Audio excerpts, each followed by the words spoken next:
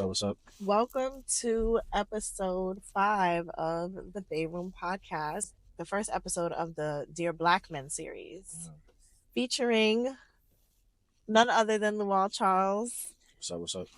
Lual is the husband of my cousin, sister, Her fine Brianna, cousin sister. period. Brianna. They got married this summer, had a very lit vacation destination wedding in Mexico. And so yeah, we're gonna dive into um we're gonna dive into what it's like being a black man married here in America. And also for some context, because I have been having some conversations with other men, I think it's important to note that Lual is not African American. I'm not. Okay. I'm not. So I So think that's an important thing to note. So yeah, we're gonna jump right in. We're actually on our way to grab some good eats. So we're gonna check that out. Okay, let's get started. Um, I want to talk a little bit about first of all, give a little bit of background on yourself. Introduce yourself. my name is Lual. Elisa mentioned I'm not African American. So I was born in St. Lucia. I came to America when I was 3. So if you talk to St. Lucians, they consider me American. Talk to Americans, they tell me I'm not from here. So I have that little in between thing going. Lived in the Bronx for most of my life. Went to high school with her cousin. Went to high school with some mutual friends or some people that we just knew some of the same people, I guess. Yes. But didn't know each Before her and my cousin, him. other. Her. Before him and my cousin got together, I actually knew Lual in passing. Yeah. In high school. The way that things just happen is quite crazy. It's crazy. So, yeah, and that's pretty much the journey. I mean, I think in 2018, her cousin and I started following each other on social media. If you let her tell it, she'd say I was liking her old pictures or something like that. Throwing little Yeah, I did like pictures. signals. But yeah, she said I was just allegedly throwing signals, but allegedly. she slid in my DMs first. I'll tell you that much. Oh, did she now? She did. Okay. She responded to something I had in my story to allegedly test the waters. And then we talked for on and off for like 2 years, never met. I tried to link up with her. She told me no. So I just left it alone, but we speak in passing. And then 2020 came around, pandemic came around. We hung out, and it's been history since then. And then I woke up one day, I was married. So you woke up one day? Yeah, I woke up one day, and then I ended up being married. I don't know how that happened, but that's what happened to me. That is hilarious. Okay. Well, that's a beautiful story. It is. It's so funny. One day I'm going to get her to tell the story. It's going to be very, very different. There's 2 sides. There's 3 sides. There's my side, her side, and the truth. And the truth. And my side is also the truth, so there's only 2 sides. Oh my God, men. Okay. Now, when you first entered marriage, what were your expectations? How did those evolve as you settled into it? Believe it or not, I didn't have crazy expectations in the sense that, like, I'm not going to say like, oh, I had a low bar, but I also knew that like there's a part of me that just didn't know what I was getting myself into, so I didn't let my mind go that far. As to what I knew that we had a basic sense of what we expected from one another and things like that. But in terms of like me thinking about like marriage or this is how marriage is going to be, that never really happened for me. After like a certain age, maybe as I was a child, I would think about marriage, but like after I got to a certain age, that just wasn't in my mind at all. So when I made the decision to like get married, it was just like, I know this is somebody who I want to be with for the rest of my life, or who I could be with for the rest of my life, so let's make it happen. Also, I think the number one expectation is that like, okay, we're doing this, so we're never gonna get divorced. And I know that's like, oh my gosh, like, things happen, but that's like the expectation I walked into marriage with, that we're doing this, I'm not wasting my time because I'm never doing this again. Right. So we have to make this work. We have no choice but to make this work. And I think most people say that when they even think about marriage, but it's one thing to say that and then it's another thing to actually put the work in to make sure that that doesn't happen. And that's part of the you asked like how did it evolve, and that's part of the evolution is because as time went on, I'm like, oh, this is harder than I even thought. Mm, So I think that's the evolution. Is just like it being very hard and being willing and just being willing to do it anyway. yeah, And go to the day to day and have the tough conversations, so on and so forth. yeah, Um, because it isn't like a cakewalk. It isn't just like we're smiling and in love every day. yeah. It's really a choice every single day to like choose each other. So Right. Well, I actually want to back up a little bit. yeah. Um, did you grow up seeing marriage? What was that like? Did Mm, you always want to be married? And then also, what were the steps leading towards that decision with Brianna in particular? Like, what were the different things? Because I feel like we're at an age where a lot of guys are in this space if they're not already in a relationship or if they're not already married, they're trying to figure that out. yeah. And it's hard in this climate to, especially in the dating pool now, it's hard to, like decipher whether or not you should be marrying that person. Yeah. All of those things. So walk me through this. For me, so we would talk about marriage a lot, and I was just in such a place. I was in a place in my life where like that just wasn't anywhere near my mind. Mm, Like I met somebody. I had we had prior history in the sense that we went to high school together, but it was just like I met somebody and I'm gonna figure it out with them. That's how it really was. I okay. knew I didn't want to play games with somebody this time in my life. I knew I wanted to Okay. be serious. Okay. And then when we start talking about marriage, I would like I got there with her because I started asking myself, okay, why don't you want to be married? Right. And Okay. then when I started like going through the pros and cons and going through my list as to why I want to get married, I realized everything on my don't get married list were just selfish things. Right. Like Like, keeping the options open, like right. what if she's not the one? Like, it was like real selfish things. Like I had no legitimate concern about her character or anything Mm, like that. I just wanted like my quote unquote freedom. right. And to some perhaps that's like a legitimate thing, but I started looking at it like I could still maintain my individuality in marriage, so I don't Mm, need the freedom that I'm looking for, and the freedom would only be selfish thing, like the option to be with other people, honestly. right. And I realized that like, okay, is that all it is? Like, is that all you're looking for? Options to be with other people? Like what's really in it? Like, what's really in that? And That's then really interesting. when I came to it, I was like, okay, this is somebody I actually love. I feel love for them. I'm choosing to love them. I can see myself with them for the rest of my life. So why not get married? And Mm, again, my why not get married was stupid reasons. Was like, I don't know, just selfish. To be honest, that's real. that's the truth. That's the truth, bro. And I feel like a lot of men, I don't know if they realize it or they just choose not to recognize that. I mean, listen, marriage is not for everybody. That's for sure. That's for sure. Relationships is not for Yeah. everybody. However, once you like, I feel like there are a lot of people who desire partnership to some capacity. Like they Mm-hmm. want somebody, Mm-hmm. but it's just like that marriage word for some reason for men especially is just like scary to them. Yeah, because there's a permanence to it. Like there's like it's a different level of commitment, you know. Mm-hmm. And it's like indescribable in a way because it's like obviously everybody can separate no matter what stage of the relationship they're in, Right. but now we got other people involved, we got the state involved. Mm-hmm. We The state is I mean real it's like on paper it's like this government, like this is yeah. government, bro. Like we got a mad people involved to Word. to You had to spend mad money. right to stamp this and say yeah y'all can be together, and for us to like nah. So there's so many people involved, That's honestly. a fact. I was speaking to someone recently about this, and we were talking about the difference between, like, you mentioned people used to get married a lot more often. It was a lot more of a norm Yeah. than it is now. And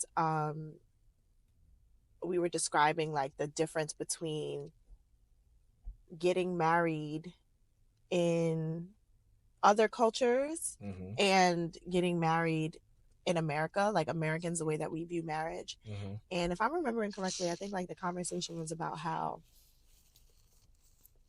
back in the days, like, and then like in other cultures, when you think about separation, it's like you have things to lose, like you have something to lose. Mm, But now for some reason, um people don't look at it the same way. Like they don't look at it as worth the fight, or they don't look at it as something to lose. yeah. Like it's very interesting, the I'll, thought process. yeah, I'll also say like America is a very hyper individualistic society, right? We preach Mm, like individual, get yours, make sure you okay, make sure you good. The benefit to that is that like there's no you don't have to rely on another person. Like think about women for example, like just being able to open bank accounts what like 50 years ago. Like y'all don't really have to rely on someone. The flip side to that is like, oh, I'm like all I need is me, right? right. And men, there's a level of that too. It's like I don't really need anybody, and we don't put emphasis on like the emotional support or like the nurturing that a woman could bring into your life Mm-hmm. because we just know how to survive and hunt and kill and fight. Not like literally, but No, like literally. that too. But like so we don't necessarily need each other or we don't see a need for each other because we're Mm, just pushed to be individuals from a young age. Like get that money, make sure your future is set, whatever it may be. And whenever something challenges that, whenever something even threatens that, we're like, all right, I don't need you anyway. I'm out. mm, And when it comes to just the way we are, like because we are all about ourselves, like there's like a I really don't need you to challenge who I am. I don't need you to challenge my character right now. This is right. too uncomfortable. Right. Somebody else is gonna take this mess from me, or Right. I'm fine on my own anyway, Right. or I'm fine like not committing to anybody because nobody's gonna be around me long enough to challenge these things, so I'm good. Right. So I think that's the way we are. That's I think that's the The I don't want to say American way. yeah I think that's the American way. I don't want to say the rest of the world isn't like that because there's nationalists too. No, Like culture. There's things to every culture, but yeah culturally, you do see that people value family a lot yeah more. Like yeah they value, and when I say family, I don't just mean mother, father, child. I mean just that family unit in community general. yeah. Yeah, community. Um, Because even in other cultures, like you're married into that community too. You're not just like exactly. it's not just me and this person on our own figuring it out, which is what it is in America, It's a honestly. lot more to Yeah, lose. That's so interesting. Do you think, and this is not even, was not even planned for me that's to fine. ask, but do you, what do you think that, I Crazy swallow. know, what do you think as, okay, how important is it for men to be emotionally vulnerable? Because I know it's not, and then especially you coming from a Caribbean household, I find that Caribbean, African, other Black cultures, the men don't embrace emotional vulnerability as often. So as a man, as a Black man from Caribbean culture, um what are your views on emotion? Is it necessary, or do we need to, as women, um have a different expectation of you all? I'm learning the importance of it. Um, I've learned the importance of it. I come from a. I think it's. I mean, you named all these non-American cultures, but I think it's the same for Black Americans too, males. Just from what I've witnessed, Mm-hmm. emotions are viewed as a weakness. Mm. It gives people ammo to get at you. There's something deeper there. There's like I can't hurt you physically, but I can do something. I can say something about you. I have information about you, about the way you acted, you crying that day. I have information about you that can always scar you if I bring it up for you, right? Mm. So that's why vulnerability is looked at as a weakness, or like that's like one way that's Mm-hmm. looked at as a weakness. Mm-hmm. Um, and in the context of relationships, I know that my reasons for not wanting to be vulnerable is because I don't like people having things on me to use against me. Mm. I also think that women desire vulnerability because they know how valuable is it is in their relationships with other women, for example. Mm-hmm. So because you're in the trenches with someone, you know what they're going through. Y'all can hug each other, y'all can cry with each other, X, Y, and Z, Mm-hmm. and y'all know how closer your bond get because of that. Mm-hmm. But y'all want that from I think I'm using general terms here. I think that women want that from men, Mm-hmm. but they're also expecting they're so used to their men being hardened and macho, whatever it may be, is that when a man does that, it's kind of shocking to them. Mm-hmm. Also, men present their emotions differently. Um, what looks like sadness to you in a woman may look like aggression in a man, right? Or what looks like disappointment in a woman may look like frustration in a man, you know. Or So, pull back. oh yeah, whatever it is. So like the manifestation of the emotions are different. So we have a hard time relating to being emotional. Like we have a Mm. hard time to relate to one another's emotions. So now, if I say something a certain way because I feel a certain way to my wife, Mm-hmm. it's like she may take it the wrong way, but in the back of my head, I'm like, you want me to be more vulnerable, and this is what it looks like, you know, Mm. and you're not ready to really handle that. To receive it. So I think that to answer your question fully, I think vulnerability is super important, and it's something that I'm learning how to wrap my head around. Yeah. Um, but I also think that it requires a lot of work on both people's ends to understand one another and understand how the emotions manifest. So it sounds like we need to relearn what emotional vulnerability is for a man or our man specifically Yeah, so that we can understand when they're actually being emotionally vulnerable. yeah. I think that's valid. I think that's valid. I have had interactions where I didn't recognize that this is what they were doing, Mm-hmm. and then like I'm actually being vulnerable with you right now, and It's all good. you're not, you know, Yeah, and you're not you're not receptive. receiving it. Yeah, that's interesting. Now you're disappointed because I'm disappointed. Right. And it's like, all right, so I don't have, there's no space for my feelings here, just yours. That's You know? another thing. Yeah, Yeah. men like okay, and that leads me to so I've always felt like African American men, Mm-hmm. because a lot of them have grown up in single family homes, have watched single mothers who are, for the most part, stressed out, short patience, all of those things. I've always felt like they were quite fragile and Ooh. didn't know how to lead emotionally, right? Mm. But again, I've been having a lot of different conversations about this, as you can imagine. But I'm wondering, do you feel like there's room for men to, with the expectation that they need to lead, Mm-hmm. is there room for them to have a moment where emotionally, like, I'm gonna give you an example. I was watching this video, and the example that the woman gave was that men don't know how to meet a woman's femininity, and she described femininity as like maybe not always rational, right? So sometimes being overly emotional and thinking more so with your emotions than your rationale. Mm-hmm. So and then men being more so like fact based. So Yeah. a man, let's say he's been able to provide, right? But for some, maybe this month something happened. Maybe he lost his job or whatever the case may be. So something happened where he was not able to come through for this woman, Mm-hmm. and now the woman is feeling like insecure in the situation. And maybe it's his fault. Maybe Mm-hmm. he messed something up, right? Mm-hmm. And now the woman is like feeling hesitant or having second thoughts about him or whatever the case may be. And her initial response is that, right? And Yeah. she's, I don't want to say attacking him, but not really um leaving room for that Yeah. to Yeah. be the case. And his response to her is, well, you know, look at my track record, like look at the things that I Yeah. have been able to do, Yeah. or XYZ. And you know, her thing is like now, like Yeah. what's going on, because her point was that women live in it now and men Yeah. kind of live based off of what the track record is. Yeah. um and it kind of made it seem like, as a man, she made it seem like as a man you're supposed to understand that about a woman, understand why that woman is frustrated, and understand that, you know, women need pay attention to like what's going on in Yeah. this moment as opposed to all the other moments.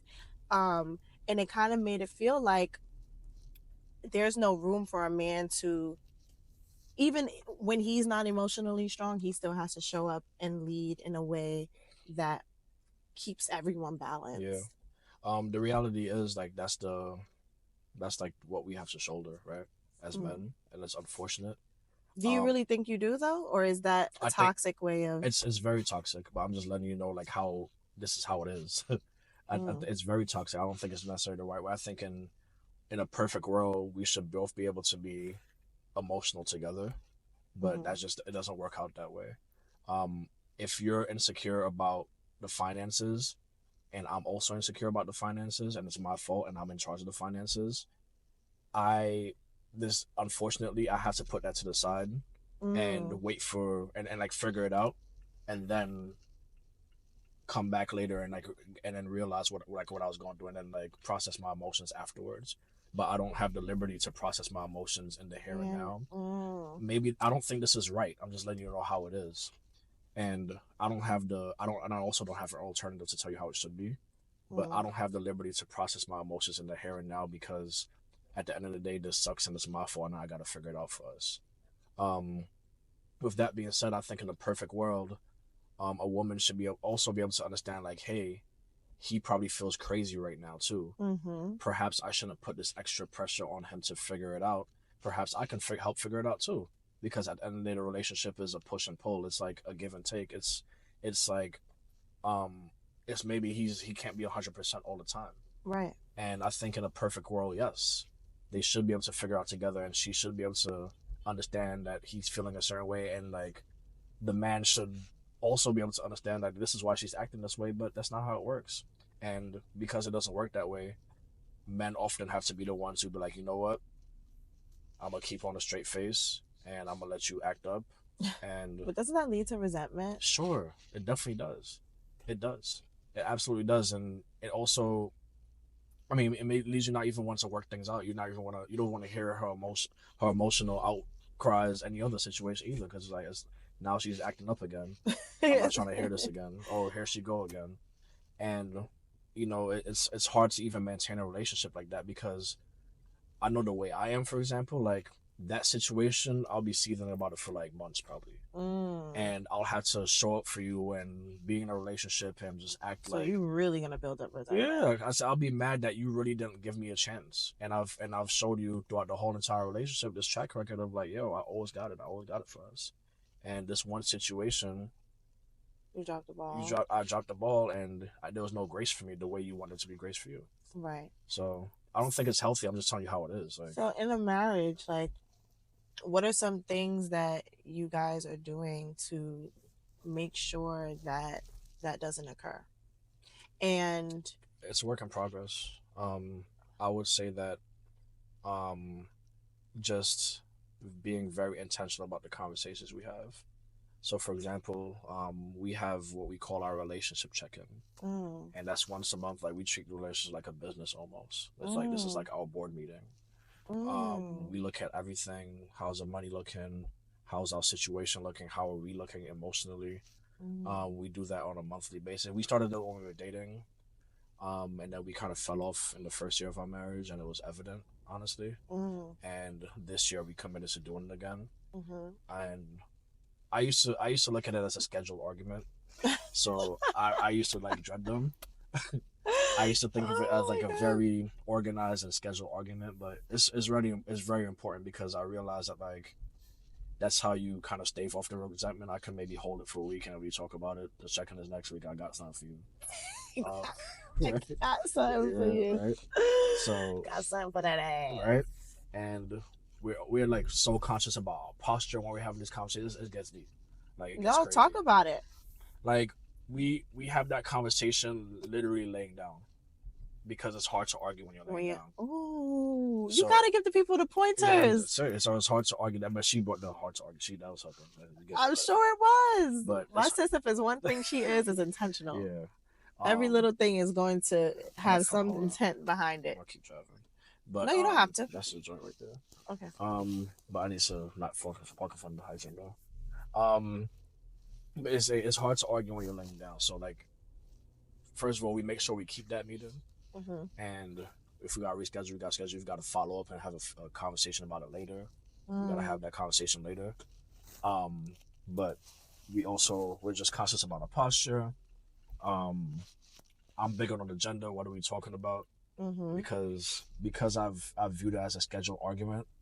I want to know what I'm getting myself into, and I want to do my breathing and stuff. Like, Do you? I'm being so serious. It gets real, bro. Like,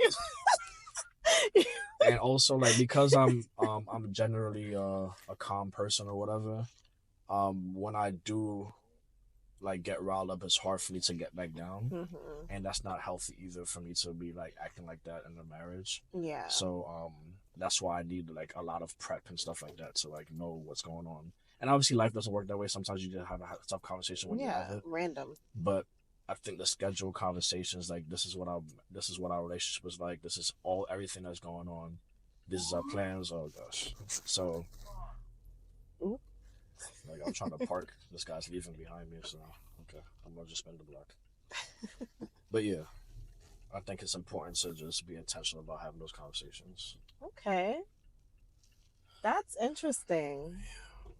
And do you guys write the agenda down?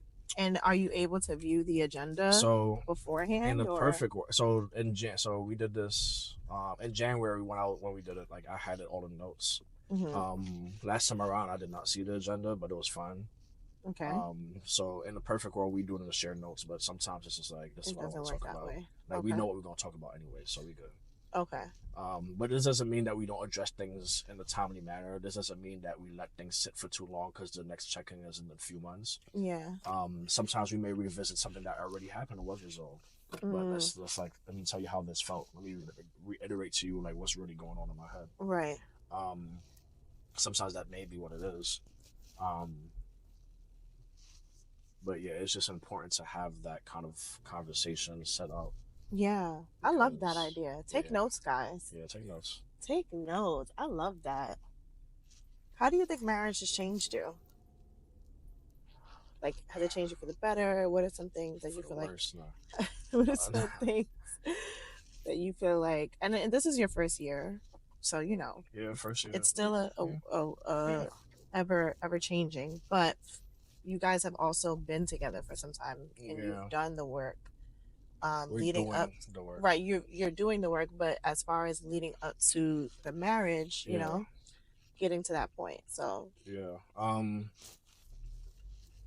I think I used to consider myself a generally selfless person, generous, giving with like time. Like I'll take you to the airport. mm, Um, oh no, I'll keep the change. You good? Like I used to consider myself a generous person in mhm, all my relationships, not just with romantic ones. mhm. Um, and then I realized that like I'm able to do that because I can reclude to a level of selfishness afterwards. Can you expand on that a little? So if I'm being selfless with my time, um, like for example, let's say like, oh, we're doing your podcast together, right? Mhm. I can do that because I know I can just go home after, and I'm not committed to your podcast over and over every single day, day in and day out. Okay. But when you're with somebody, like you're committed to that thing day in and day out. Mhm. So there's no like going away from, there's no like getting away. Like you're with this person every single day. Mhm. So a thing I'm big on is just like I'm a very I consider myself to be a very social person. Social. Yes. Okay. Um, if I don't know y'all, I'm gonna chill out. I'm gonna like watch out Mhm. for a bit. But I consider myself to be a social person. Mhm. But I love the idea of like not speaking to another human being for like 24 hours. I love when I'm at Like uh, your solitude. yeah, I love when I'm working from home. I got no meetings, Mhm. and she's at work, and like I don't have to say a word to another human being. I love that. But she's the opposite. She wants to she wants to talk. Like she's a Mhm. talker. Like she Mhm. wants to Connect. connect, Mhm. and she wants to tell you the same story. Like you know what I mean? Yes. so like that's the thing. So I have realized that's like a small example of like how little selfish things like that. Which don't get me wrong. Like she's also learning like all right, he needs some him time right now. Mhm. Let me leave him alone. Mhm. I'm acknowledge that too. But it's like little things like that where I realize that it's okay to kind of go out of yourself for someone else. That's a Mm. very small example, but it shows up in big ways too. So you thought you were selfless, but you learned very quickly that your selflessness was conditional. Exactly. And when you're in a relationship or in There's marriage, no room for that. there's no room for There's no that. room for that. I love that. Also, it's helped me be a little more open. Again, I've considered myself to be an honest person, Hmm. but there's like the fact part of honesty, like is this true or not, and there's the openness. So, Wait, I need you to like an elaborate. example. Because that was a bar. There's a fact part in honesty. This openness, right. So like, for example, I drove around with my wife's cousin this weekend on Saturday. I drove around with my wife's cousin. That's the facts.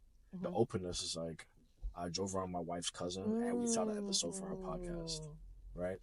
So like that's like the openness, and there's a level of openness that you need to be in a relationship for them to understand what's going on. So when I'm dealing with stuff, I'm like, yeah, today was a tough day, cool, right? And today could have been a tough day because somebody like, I don't know, like kept slamming doors. Like, we give you a stupid example, and then I just tell her it was a tough day. She's like, all right, and she goes to slam the door. And now I'm mad at her because I wasn't really open as to why. And you talk about vulnerability, so I had to be willing to like say like, this is what happened and talk about it, right? I'm using stupid examples, y'all, because I'm not trying to like use those my own are relationship amazing examples, Yeah. though. Like, those are amazing. I think you're doing a really great job at illustrating what these things actually mean. In real, like, in action. Because, and it's also a level of accountability that you're taking for where there may be some sort of disconnect. Yeah. Because you think you're being honest, but in actuality, like, your lack of openness is causing friction. Yeah. Because now you're projecting. Yeah. Now I'm mad at you for something you didn't even know that was an issue. Right. Yeah. And had you been open, she would have known and would have been able to, you know, be sensitive to whatever it is that you were going through. And I'm super guilty of that. And that's why emotional vulnerability is important. Yeah. That was great. I love that. All right, we're going to take a break and go get something. All right.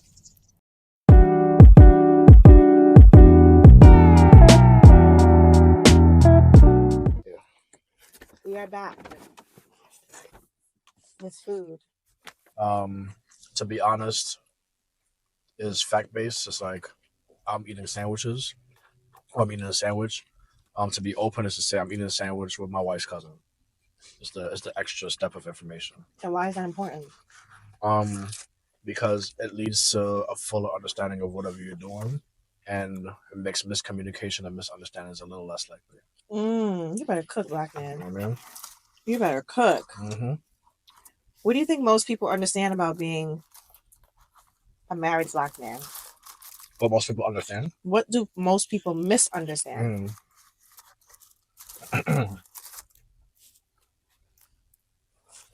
Sorry, I got food in my mouth. I think there's two things. Earlier I spoke about how, from my perspective at least, because I don't have real numbers to back what I'm saying, but I think it's true, that fewer people in our generation are married than the generations before us. So I think sometimes,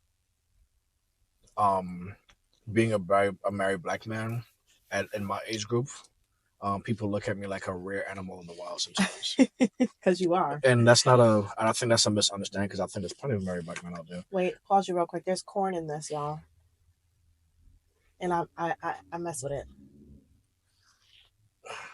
Yeah, I never had cornbread with the real corn in it. But yeah. It's good. So I think they look at you like a rare animal in the wild. And there's two sides to that coin. There's one side of the coin where people kind of like think that you have it all together because you're a married black man. It's like, oh, black man is married. Oh my gosh. Like, it's like, he's arrived. The way people look at you is like, you have all the answers. Like, why are all these other men like that? Da, da, da, da. Like, you got all the answers apparently because you're a married black man. And then now you have the credentials to be able to talk about black men in general. And I think people also set you up for questions like me. I think people set you up and kind of put you on a pedestal sometimes. And don't get me wrong, it's great to get praise. It's great to have people say good things about you. I'd rather people say good things about me than bad things. But it's also like, the other side of it is like, I'm not flawless. I have my issues. I struggle with a lot of things. I have mad problems. So I think it's important to understand that just because somebody's married doesn't mean that they were without issue. And there's the other side of it where it's like, people, their view on relationships have been so damaged that because you are this rare thing in the wild, you must be messing up. Like, or you for example, I was speaking with somebody recently. We're working on something together, and she was like, "Are you a cheat?" Like she assumed that, yeah, like that's how she speaks. But she assumed that like I was a cheater because I'm a man, you know, because there's no such thing as a faithful black man, you know. But the reality is black men don't cheat. That's the reality. Is that the reality? The reality. You want to open your? Yes, thank The you. reality is like black men don't cheat, and I think that people don't understand that. What are the greatest joys and challenges of sharing your life with someone? I'm gonna try this chicken while you talk about I that. alluded to the challenges earlier. It's just like, The greatest joys. well, sorry, my bad. Greatest joys. Um, I'm learning that the joy is the process of like pursue. Like you find joy in the process of pursuing joy. Like Huh? joy is not something that just happens. Like to me, this is not the dictionary definition, I don't think, but I think joy is like, what is your attitude like? What is your heart like? What is your mindset like, despite everything that's going on? So like, um, I don't know, like God forbid, um, I don't know, like me and you get into an argument right now. Like, am I automatically saying I have a bad day, or am I automatically like Elisa is the worst person in the world because we had this argument, or am I like we have some conversations, we have some talking to do, we have to figure this out. So I think when you start to like force yourself to look at life through that lens and not like let your feelings get you because you something bad happened or whatever it may be, I think that's joyous, and I think that when you're doing that with somebody, you start to find excuses to you start to find reasons to love them in a way, because you're actively pursuing this joy, and I think that in itself is joyous. You know, just like pursuing the joy, looking for the like looking for the reasons to love them, looking for the That sounds crazy, but you kind of have to love is active too. It's not just like the feeling. Um, I think that in itself is joyous because it's like, oh, like today, like a year ago, this would have made me had a bad day, but now today is a good day, because I chose to like look at it from a different perspective. So it's little things like that when you're growing with somebody that's important. What? And this may sound like a given, but for you, you guys were together a few years before you got married, got engaged. Mm-hmm. What's the biggest difference? I feel like a lot of people struggle with like, what's the difference between like, why do we have outside of like the paperwork? What's the biggest difference? People hate when I ask this question, women in particular. Not ain't that always that different, honestly. No. Um, what I spoke about earlier is that like there's just like the elevated commitment in the sense that like I cannot just up and leave because I'm literally tied to you legally, right? And we got God involved too. So like Talk about it. we cannot just up and leave now because our feelings are hurt because you did something I didn't like. There's like non-negotiables like cheating and stuff like that. Like that's when you can make a choice to up and leave and stuff like that. Right. But other than that, like it's a commitment to not just up and leave. So that's the biggest difference. Like there's not only is there like state legality behind it, God is involved, we got people involved, like we cannot just up and leave. That's the biggest difference. And for me, another reason why people kind of hate the way I answer this is because um it's a real investment for the future in the sense that like because we're committed to a lifetime together, and because I know you're gonna be with me for that long, or I'm assuming you're gonna be with me for that long, I'm banking on you showing up for me when I need it the most, and vice versa. You're banking on that, so we expect that reliability out of each other. And yes, you can expect that out of a girlfriend and boyfriend, but those relationships are just more casual. They're more casual by nature. Um, there's no specified commitment outside of what you talk about with one another. Right. Like there's nothing really tying y'all together. You mentioned something that I think is like key to what's missing and why a lot of our relationships, and when I say our, I'm going to talk about Black relationships, fail. Excuse me. We don't value God. We don't value family. Yeah. If if you value religion, if you, I feel like the boys to men. I wish y'all could see It's like a few decades the too late. fits. And the pants, bro. Look, look, look. The pant. What? One leg is red, one That's leg is wild. black. Yeah. Um,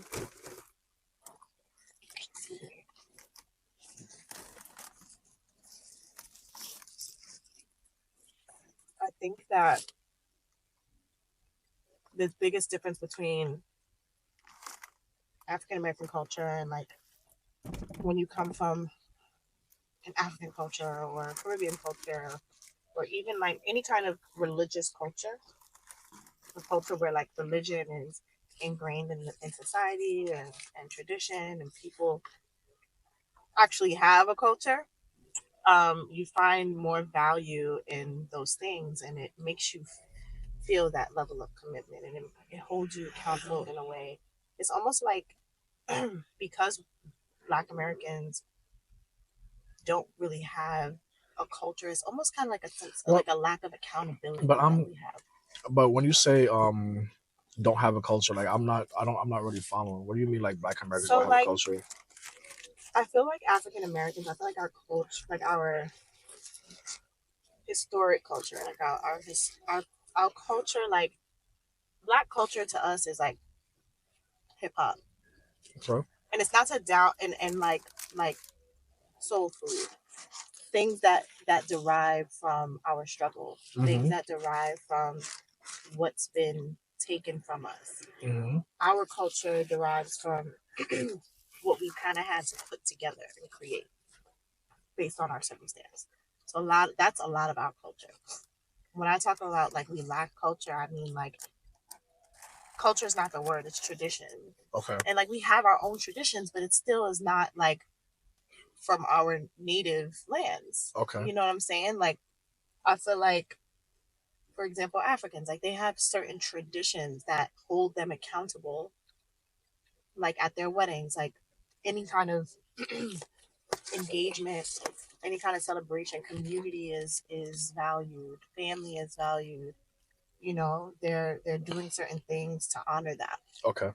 And a lot of Black culture, you know, we have Christianity, but even Christianity in itself, like we don't we there's a certain level because we have Jesus Christ. I feel like a lot of Christians are flaky, Mm-hmm. and because it's not like ingrained in our culture in a way of like the way that Islam is ingrained in certain cultures, and the way you know what I'm saying. Even the way that Christianity is ingrained in And certain cultures that are not yeah. American. Um. And and you're saying that's the major difference between. Hmm. Okay. And I feel like when it comes to marriage and family, it translates Okay. in those areas. Um. I would just say that like from my perspective, I think I think y'all have culture. She's the African American one, y'all. Yeah, I So think culture is the I wrong think I have word. traditions. I think I see what you're getting at too, but I find a hard time. I have a hard time articulating it. Um, and I just think that like because like if you want to go back, if you want to talk about the Black American family, for example, from what I understand, like that family has been intentionally decimated, right? Hmm. We can talk about you can talk about how it has, right? We can make a whole podcast in itself as Hmm. how that culture and how those traditions and how that family unit was intentionally destroyed.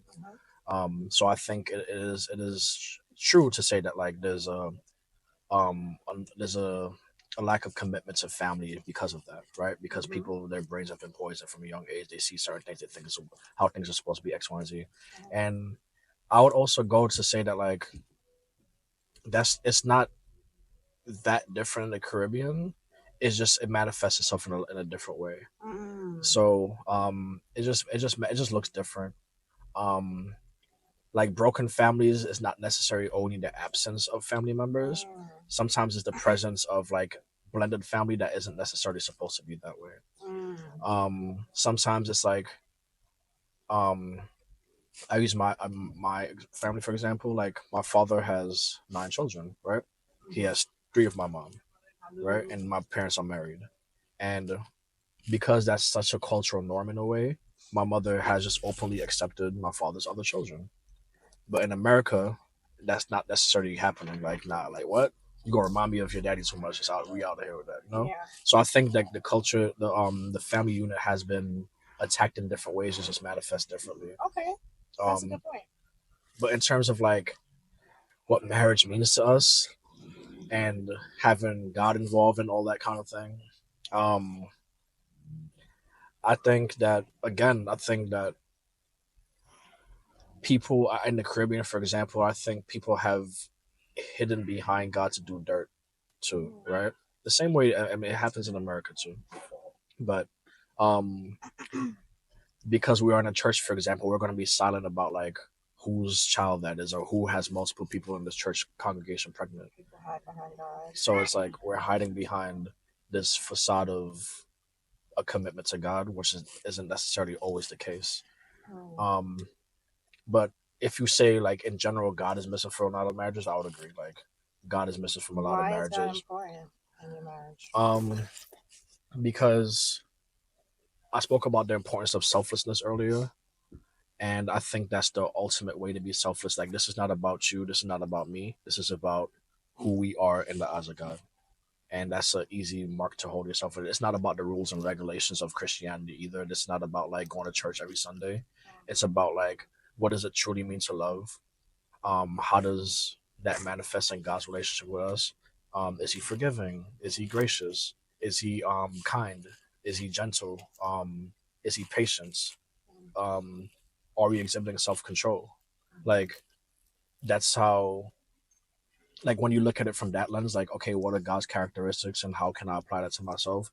It takes a burden off yourself to be perfect, but also helps you have more grace for the next person because now you realize that like, oh, okay, this is what it means to be forgiving, and she's imperfect because she's not God, so this is how I'm going to forgive her. Or you know, it just, and when you commit, again, when you commit yourself to like these are the character traits that I want to embody because I saw God do this by studying him through the Bible, or maybe then it's like, all right, this is how I'm going to be a better person. This is the lens I'm going to look at self-improvement through. Okay, so how important is it to have God in your relationship, to incorporate God in your relationship, and how do you do it? I think it's super important in your marriage. In my marriage, yes. I think it's super important. Yeah. I think it's super important to do it because, again, I talk about um, just when you're talking about growth and improving yourself and evolving, whatever it may be, it's good to have a measuring stick. It's good to have a lens through which you measure yourself and through you compare yourself. And like we could never be God, but at least we know that's the only perfect standard to compare yourself to. And we'll fall short of that every single time. But at least I'm not comparing myself to a flawed person. You know, so I think it's important to do that in your relationship because it's like I'm not doing this for her. I'm doing this for God. I'm not trying to be like her. I'm trying to be like God, vice versa. I think that's just an important thing to do. It takes pressure off yourself. Also, helps you just again just have a good example to follow. And I think, and the way we do it, one of the ways we do it is like we make sure we pray every day together. That's not something we always did, but that's something that we started doing, and now we're praying together every day. And now I can be like, you can ask God for this. I can ask God for things in her hearing. I could tell God. I can be vulnerable with God in her hearing, so it's not me telling her. It's like it's weird, but she's hearing anyway, and vice versa. Um, and then we can ask Him to make us like Him in each other's presence. Um, it's just a good way to incorporate God on a regular basis, and forces us to communicate. Even when we fight, and we do that. You pray together? Yeah, like there's been times where that's a different level of intimacy. We've had nasty arguments and like, all right, pray. Da, da, da, da, da. All right, cool. Or she come to the room, pray. Da, da, da, da. She walk out the room, like because we know we gotta do that every day. So kind of forces us to communicate too. I talked about not really wanting to talk every day. That's so uncomfortable. So, it is. So early on, I grew up. I don't know if did the podcast catch that? So I grew up in church. I grew up Seventh Day Adventist, very culty. And while I was a child, I always said that when I grow up, I'm not going to church. Like I'm not going to church. So in the 10 years before I met 3, I wasn't going to church. Um, but I was always praying. But I came to a certain point where I was like, this Christianity stuff is fake, bro. Mm. And I started reading the Bible for myself just to prove that it was fake. And then when I started reading the New Testament, I just got I had an understanding of Jesus that I didn't understand while going to church. I saw that he was a rebel in the sense that he wasn't following the rules for the sake of following them. He was trying to get at people's heart. So when he was navigating the religious leaders, when he's arguing with them, he's like, "Yo, y'all notice these scriptures front to back, up and down. You notice things word for word, but you don't practice it in your life really." So it helped me understand that like it's about a character thing, not necessarily rules or regulation. Mm. And I think that's something that's relatable. Something that helped me understand that like, oh, it's just about trying to be a good person essentially. I mean, that's a very dumb way to put it in terms of dumbing No, it it's not down, dumb at all, but but yeah, it's simple. it's simple. Yeah, it's a very simple way to put it, Mm. but that's what really helped me understand. Like, okay, this is what it is. Blah blah blah.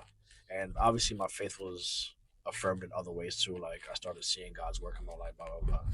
But I say all that to say that like when I met your cousin and she was like, "Yo," there was one time she was like, "We should pray together." I'm like, "No, what are you talking about? I'm not praying with you." She was like, "Why?"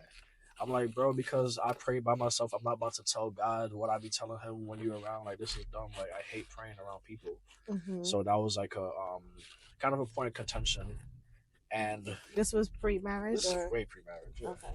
And so yeah, we were doing this while we was dating, and then I think at one point we got into like some fight and we had broken up, Hmm. and um, getting back together, I'm like, okay, I can see the value of us praying together once a week because there's a lot that we need to work on, and I can see the value of this intimacy with that. Yeah. It was like a nice compromise, like let's stay together kind of thing. They kind of want her back, so um, it worked out.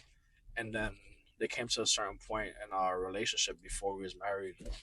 I was like, yo, I think we should pray every day Mm. because I realized that like I see the value in this, and I think once a week was too few and far in between. Oh wow! And Look at God. right, so I brought to her that we could pray every day, and she was That's a praying like she woman, was, and I'm sure she wept. yeah, she wanted. I know she wanted that, so she was mad happy, but she never expressed that. But I know that's like Yeah, yeah, yeah, something that yeah. really warmed her heart to hear. So Yeah, and it also probably was an answered prayer for her. yeah, so I saw it's done wonders for us because again it forces us to come together even when we don't want to. Yeah, that's a whole Um, different level of intimacy. so I think that's just a very simple way to incorporate God. We have the Bible app and we do like devotions together and like we read the same thing and like Do you lead in that aspect spiritually, or do you allow her to do that? Because she is mature, very, very mature spiritually. So, so our last few devotions I picked them. I mean, so I'm leading in that sense, mhm. but I'm not too prideful to be like I'm the man. I have to be one leader. She has something that she wants to incorporate. Right. Why not? If it's helping us get closer to God, I know she hears from God and vice versa. Like I'm not too prideful to be like nah. But I do also understand that my role, like as a man, Mhm. is to do that. So I'm not running away from my responsibility either, if that makes sense. I love that. Yeah. And lastly, what advice would you give to single men and black single men and women about choosing a partner and preparing for marriage? Choosing a partner and preparing for marriage. I think there's so many layers to this. I think number one is like, are you right with yourself? Mm-hmm. That's a question that you have to ask yourself. Like, are you right? I'm gonna come around Mm-hmm. because you know that's all right. Yeah. Are you right with yourself? Um, and by that I mean like, have you done the therapy that you need to do? Do you have a personal relationship with God if you value that? Um, Things like that. Because I think in order for you to be right with somebody else, you had to be right on it from like by yourself as well. Mm-hmm. And I think a lot of people think that like I'm good. It's just like other people be whack. Like this dating pool is trash. Like I hear that a lot. This dating pool is trash. And I'm like, but you're a part of the dating pool too. Right. So what makes you so much better than everybody else? Like, what makes everybody else so trash and make what makes you so good? Right. Right. Mm-hmm. So I think that's something that people need to do is like just check yourself, make sure you're good. And I'm not saying that to make sure you're perfect because nobody is, but just make sure that you are good. Make sure that if you're dating, that you're not bringing old relationship traumas into this new relationship, that you're not dating to fill some void. Mm. Because you talked about, I think it was off camera, you talked about making somebody else an idol. Right.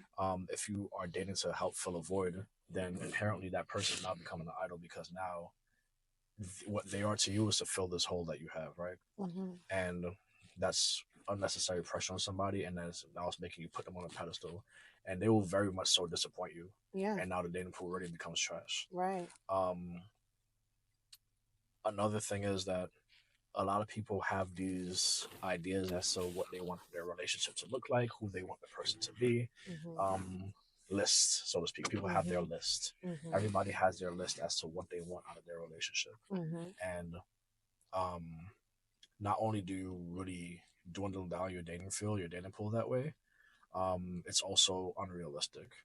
And your list is likely to have things that just are in your comfort zone, things that make you Mm. happy, make you feel good. So now you're in a And it doesn't relationship, challenge you. it's whack now because y'all not growing each other. Y'all just like there, Ooh. So now it's trash because now you have this ideal person, but there's no challenge, there's no growth, and you may grow as a person and they not because you wanted this list. Now they have this fixed mindset. You adored who they were, and they see no reason to change, and Right. now you're disappointed. Right. I think there should be non-negotiables. I think there should be things like, what are your career goals? What are your finance goals and status, whatever it may be? Um, how's your relationship with your family? I think those are important. What's your physical health like? Do you take care of it? I think those are important things. What's your relationship with God like? Mm-hmm. Um, I think those are important things to want with like leeway in between. Mm-hmm. However, if you're looking for very specific things out of people, you may get it and you may be disappointed. And I think a lot of people say like, "Don't settle, girl. Like, don't settle. You want your list, get it." Like, it's like, all right, bro, cool, you gonna get it, right? And men too. Men have a very fixed list, as a very fixed few characteristics they want out of people. She gotta be this, she gotta be that. And don't get me wrong, you are supposed to want your partner. You're supposed to. There's some non-negotiables. But however, if every single thing about them is non-negotiable, then you're not gonna. You can always gonna set yourself a disappointment. So that's the single aspect. Now, if you're dating, I'm not an expert, but I would just say that because again, I'm just a married man. I'm flawed too. I would just say that if you are dating, um, and you intend to get married, y'all should know every single thing about each other. They need to know the worst thing you've ever done, and you need to, if your intent is to get married. If your intent is not to get married, then cool, just date and have fun. Like, Huh. cool. How do you share that? Oh. Let's have this intentional conversation. Hmm. Let, the question is not what's this worst thing you ever done, but y'all need to have this conversation because What is the conversation? the conversation is, we want to get married, right? We're going to be together for life, right? Let's put everything on the table. Mm. What's the money looking like? What are your ideas about money? What if this were to happen? How would you react? What if I Okay, so not necessarily like, oh, back in my day, I done robbed a couple folks. I done did this, that, and the third. I, I don't think that's off Unless the it table. comes up naturally. I'm just saying, like, I was I a was lot of times people keep those things, like, especially if it's a past self, to themselves. So how do you even I think present that? intentional conversation could be very weird. Mm. Intentional conversation could be very awkward. We talk about discomfort. Mm-hmm. Intentional conversation could be very awkward. It could very much look like I have a list of questions to ask you. Like, Mm. we're talking about dating to marry. We're not talking about casual dating at this Right. So point. Yeah. you have to just go for it and just like, If we date and we get drinks every now and then, we go back. I like whatever. But if we're like, yo, we want to get married to each other, yeah. it's gonna be awkward. It's gonna feel bad. But I'd rather know that you route those 12 doors so that if you ever in the street and somebody comes booking at you, I would know this is a possibility as to why they're running at you right now. I won't be surprised and you be like, sorry, and like they stomped your face out and now I'm mad. And you're like, sorry, back in the day I robbed somebody. I never wanted to tell you because I didn't want you to hate me. And like, I'm like, nah, but now I gotta walk. I wasn't prepared for that. Now I'll have to walk around with your face looking like that because I didn't react fast enough because I couldn't think that it was possible for somebody to run down on you like that. Yeah. So it's things like that. I think it's important for you to know that because it also lets you know who your person is. If they judge you because of it, they might judge you a little bit. But if they leave you because of that, then so be It it. is what it is. But that's just me. I think I think that's everything should be on the table. I agree. I think in an ideal world, yes. Yeah. But I also think that there is value in not sharing every single thing. Like I think and I think when I think about it, I'm thinking more so like I'll give you an example. I realize that men don't really need to know about your past when it comes to romantic relationships. I think that when it comes to character things, yes, we can talk about those. We can talk about mistakes I've made. We can talk about, how I've grown, who I may have been in the past. But like, I think that specifics, details, like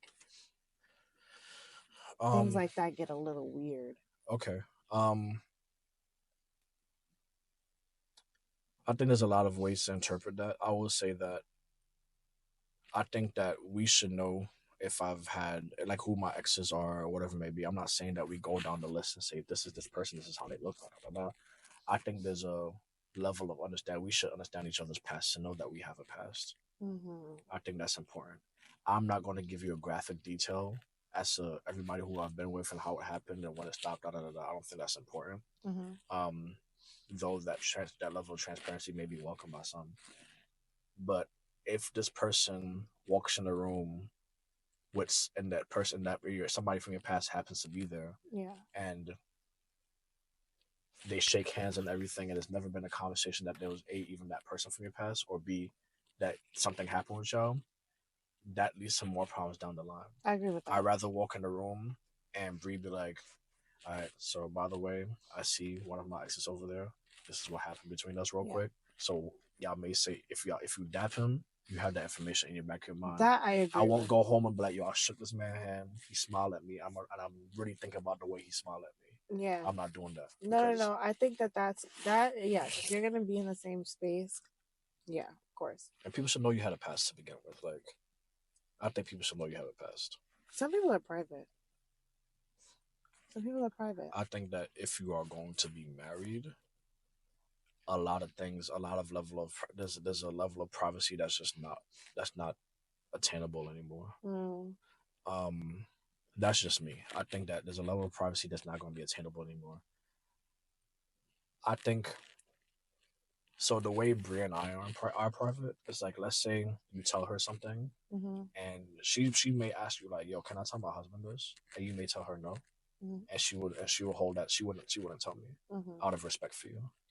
But I like think personally, personally, I I from my perspective, I think that if we're getting married and this is a journey to like literal oneness and being together for the rest of our lives, I don't see how we can be private. mm, This isn't in the controlling sense. I'm not weaponizing. Remember, you talking about healthy relationship. Now we talking about healthy marriage. mm-hmm, I'm not weaponizing information against you. I'm not judging you because of your past. I'm not forcing you to tell me anything. mm-hmm, I'm not judging your character because of anything you may have said. However, I have a better. We talk about openness and honesty. I have a better understanding of as to why you may react that way mm, because this is what your past entails. mm, Um, you may not like when I touch your shoulder because somebody in your past touched your shoulder that way. You're not have a good relationship. mm, And now I know that because you were open and honest with me about it. mm. And don't get me wrong, like you have to kill your own ego in that situation. So there's so many times Bree tells me stories, and I'm like, oh, here we go. We told my whole stories again. Here we go. And not, no disrespect. I'm just saying No, that's what yeah, we yeah, call it. yeah, yeah, of And I course. go, here we go. But like, and I say that to her playfully, Mm-hmm. because as a man, it's still like, oh, like Yeah, you it's knew, still like annoying. every now and then you hear me say, oh, you knew other people before me. Yeah. Like every now and then she's telling a story, like to my mom, for example. I'll be like, oh, you had a boyfriend before me. Mm-hmm. I jokingly say stuff like that because yeah, there's a level of like killing your ego involved, Yeah. but it's all for the better. I think the more transparency, the better. And I just think that we talk about things that bring people closer. I think those things bring people closer too. But that's just me. I'd rather be in a marriage with everything open, and she knows the worst things I've ever done too, and it was tough to tell her those things. Mm-hmm. And now it's like nobody can ever come to you and be like, "Here's what I know about your husband." Back in the Right. day, da da da da, and it'll be a surprise to you. And now you're looking at me funny because I never told you. Right. And I used to be that way too. when I'm like, I'm not trying to tell you nothing, but I'd rather you know than we find out. Period. That's just me. I like that. I agree. It's Your face, tough. your face don't say that. No, no, no. I agree. It's a lot to take. I'm just taking it in. Yeah. I'm taking it in. Um. Well, thank you. Thank you for having me. Thank you, Bae.Room. Hope this conversation was insightful. It was. Um, I'm gonna have a time. Thank you so much. That Thanks for was having so me. good. Appreciate you. Appreciate Yes, you again. yes, Yeah. yes, yes.